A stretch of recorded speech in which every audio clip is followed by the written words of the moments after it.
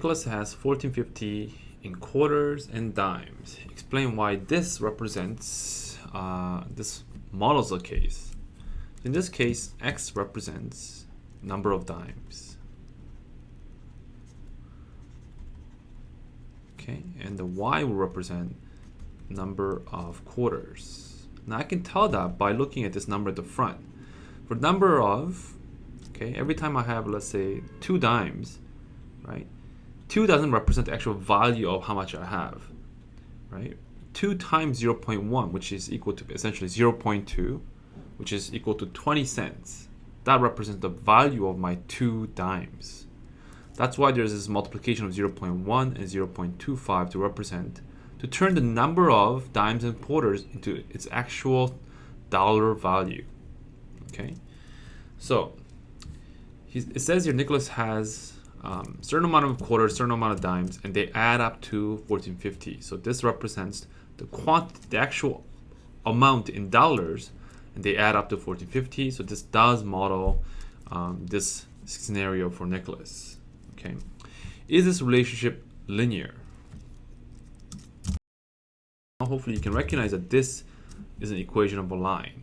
It might help you if you multiply for part B everything by 100, and you get a 10x plus 25y and 1450.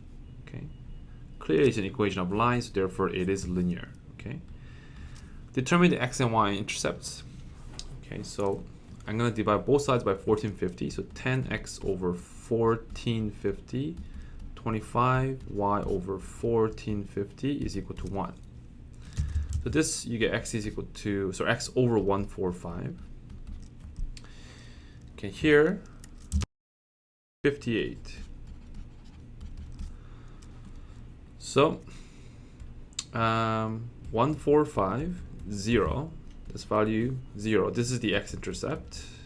And of course, the y-intercept will be 0 and 58. Okay. Are the data continuous or discrete? Continuous means you can essentially put any value, any decimal value into x. But we're talking about quarters and dimes, so it's not continuous. Right? We can only put like solid whole numbers, 1, 2, 3, 4, into the x and y, so it's discrete.